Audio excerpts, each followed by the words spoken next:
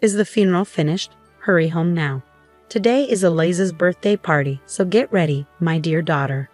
Shelley, who was only 5 years old, has passed away. This is what my mother-in-law, Lori, told me on the day we said our final goodbyes to Shelley.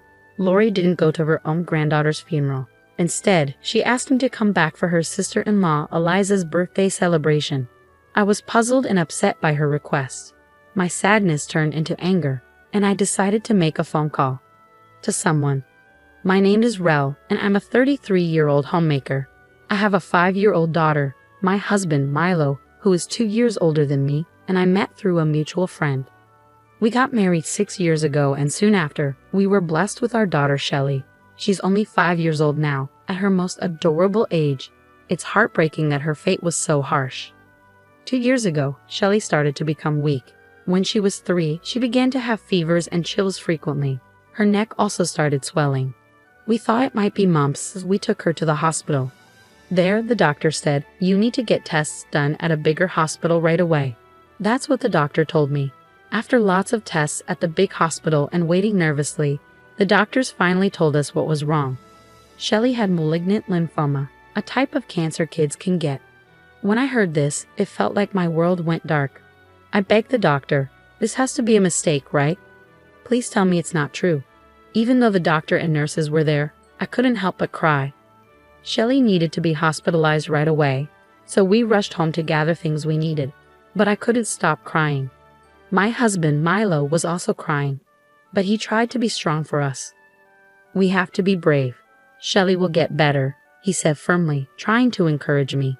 The doctors explained the illness and the treatments Shelley would need, and I had to sign papers giving permission for things like blood transfusions and surgery. The treatments were tough.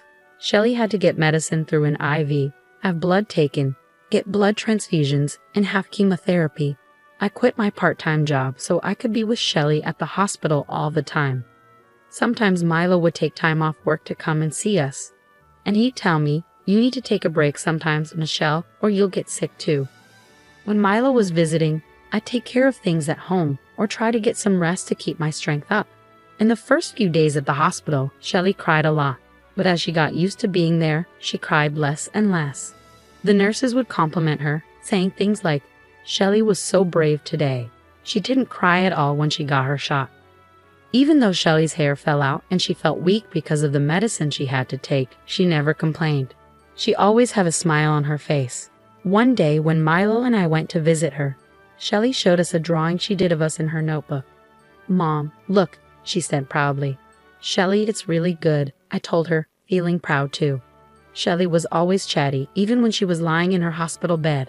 Her talking made us feel stronger. When her white blood cell count was low, she had to stay in a special clean room. But after about a month, when her blood count got better, she was allowed to come home for a little while. "Mom, I want to go to preschool," she said excitedly. So we took her back to school for the first time in a long time. Seeing Shelley playing happily with her friends made us so happy. When we got home, my mom came to visit. "Shelley, you're doing so well," she said, holding Shelley close. Seeing Shelley being so lively and playful in my mom's arms made it hard to believe she was sick. "Mom, it smells like home," Shelley said as she sniffed the towels and blankets that had been drying at home for a few days. She seemed full of energy. But then she suddenly said, "Mom, my head hurts." She looked a bit lost and complained. "Let me check. Oh, you have a little fever. Stay here. I'll make you some soup." I tucked Shelley into bed and quickly finished up my chores, then started making soup. Just as I was about to start cooking, the doorbell rang. When I looked at the monitor, I saw Lori.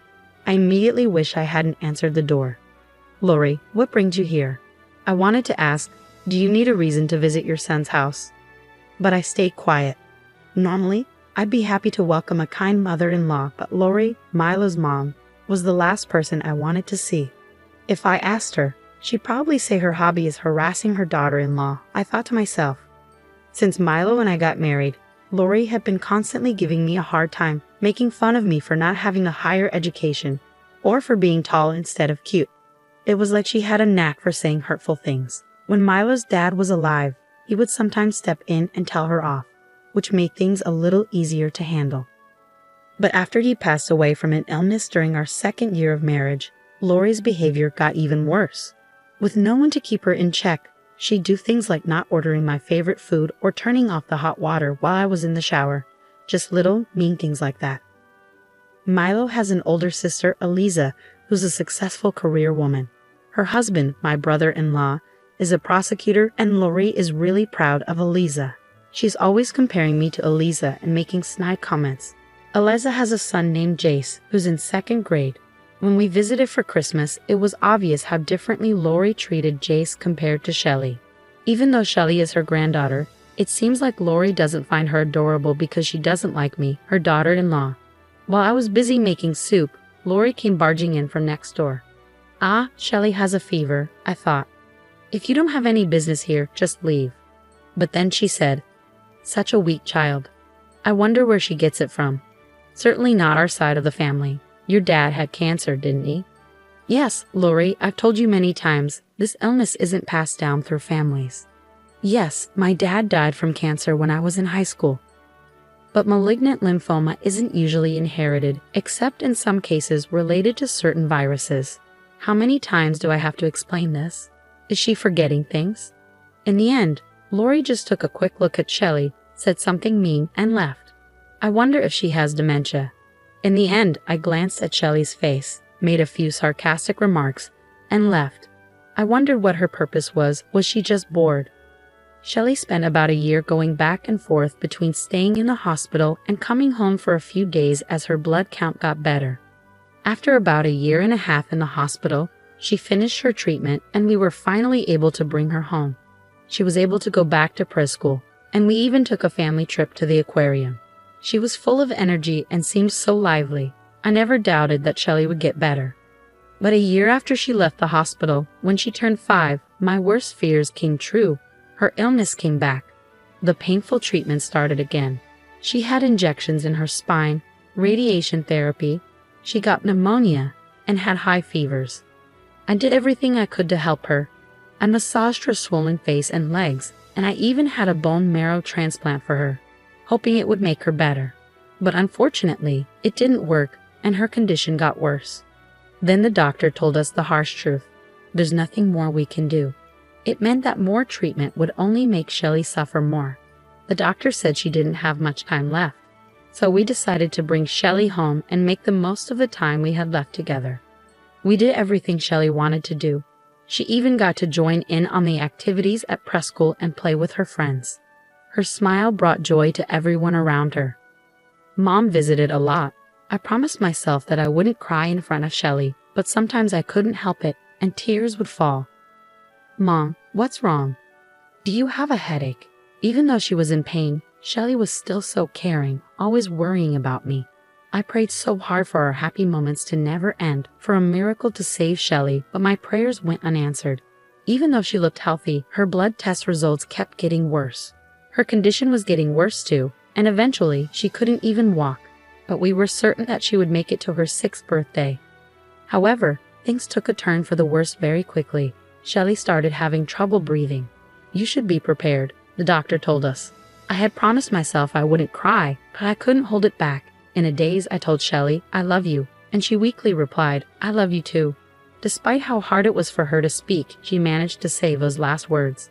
Around 4 a.m., she got really critical. The doctor tried everything to save her, but Shelley passed away. We held her in our arms like we promised, wanting her to feel loved as she went to sleep for the last time. We begged her to stay with us, but she couldn't. I didn't have time to grieve because I was immediately swept up in arranging her funeral. It felt like if I stopped moving, I would lose my mind. When we got to the funeral home, Lori said, "You're not coming to my words." I replied, "Right now, taking care of the living is more important than anything else. Eliza is coming back from overseas, and today is her birthday. We need to pick up the cake." I was feeling really confused and upset with all the things you were saying. I said, trying hard to not let my anger burst out. "At least bring a gift later. You better show up, or I won't forgive you." As if you're the one who gets to forgive, I blocked Lori's number and called someone else instead. Many people came to the funeral, including doctors from the hospital, friends from preschool, and my own friends. Everyone was crying for Shelley, which was really touching. We put her favorite sunflowers in her coffin, and her friends put letters inside too. Milo did a good job representing our grieving family. After a while, Milo and I went to his parents' house. Milo, Rel, please help, Lori begged as we walked in. We ignored her and went to the living room. Eliza's family and some relatives were there, and they all seemed angry at Lori. Eliza was the first to talk to us. I'm really sorry, Rel. We didn't know today was Shell's funeral. After I hung up on Lori, I called my sister-in-law, Eliza. Despite Lori often comparing us, Eliza and I had a close bond, like real sisters. Since I was an only child, I cherished Eliza like family. Her son, Jace, used to play with Shelly a lot. Even when Shelly got sick, Eliza visited us often to show her support. This year, Eliza had to go abroad for work, and when she returned, it happened to be on her birthday, which overlapped with Shelly's funeral. We were busy dealing with everything and had asked Lori to inform her side of the family. But Lori, in her foolishness, told them about a birthday party for Eliza instead of Shelly's funeral. Eliza, who I had personally informed, was shocked to find out that Lori hadn't attended the funeral. When Eliza contacted me again after returning home, the funeral was already over, but they were waiting for us to return. Eliza, among others, was mourning Shelly, while everyone gave Lori cold looks. Lori said, "You can always have another child," which were the worst possible words to say. Then, with a furious look, Eliza threw the cake prepared for her right at Lori's face. "Clean up that twisted personality of yours." She dragged Lori to the shower room and drenched her in her clothes completely. When asked why Lori had called, Lori weakly replied, "Lori was nagging me to hurry back for Eliza's birthday party preparations." The relatives were shocked and disgusted. After coming out of the shower room, Lori, completely soaked, was looked down upon by everyone. "No, but it's Eliza's birthday party. She's returning after so long. Shelly was sick anyway, not expected to live long. Eliza's birthday is more important, right?" Lori's excuse was met with anger from Eliza, who furiously asked, "My birthday party? What nonsense. Calling Rel for that? If Shelly was so important, how could you not understand Milo's grief over losing her? Why didn't you attend your granddaughter Shelly's funeral?" "No, but..." Lori started, but she couldn't find an excuse and grew quieter. That's when Jace spoke up. "Grandma, you don't really love your grandchildren, do you?" To Jace's soft murmur, Lori could only respond, "That's not true." "I love you, Jace," I said. "You're healthy and Eliza's child." "What's that supposed to mean? So Shelly, my child, wasn't loved because she was ill, and your daughter-in-law's daughter." Milo, who had been holding back his anger, couldn't stay silent any longer. "No, but Shelly was Michelle's child, so I kept my distance. She was always sick and in bed. Not fun at all." "So Jace, Eliza's healthy child is loved, but my daughter Shelly is not because she was frail. You're insane for prioritizing Shell's birthday over attending her funeral. Have you lost your mind?" These words came from Lori's brother, my uncle-in-law, and his wife, my aunt-in-law. She's always been crazy. She harassed us when we got married, even tore my daughter's dress for her piano recital. Added no one at the scene stood by Lori, who had become utterly diminished. "We're leaving now, Milo, Michelle. We'll talk again another time." We hugged my uncle and aunt tightly. "We're leaving too." "Mom, we're done with you," said Milo firmly. "Wait, Milo, I always felt scolded by you, always praising the successful CIS. Did you ignore Shelly because of that?" "It's not like that, Milo, you know. You didn't study like Eliza, didn't listen. So you only care about those who follow your rules, right?" said Milo, looking sad, as I gave Lori something beside him. It was a drawing of Lori made by Shelly. In the picture, Lori was smiling. "Even though you didn't show much love to Shelly, she looked up to you. I resented you and never saw you smile.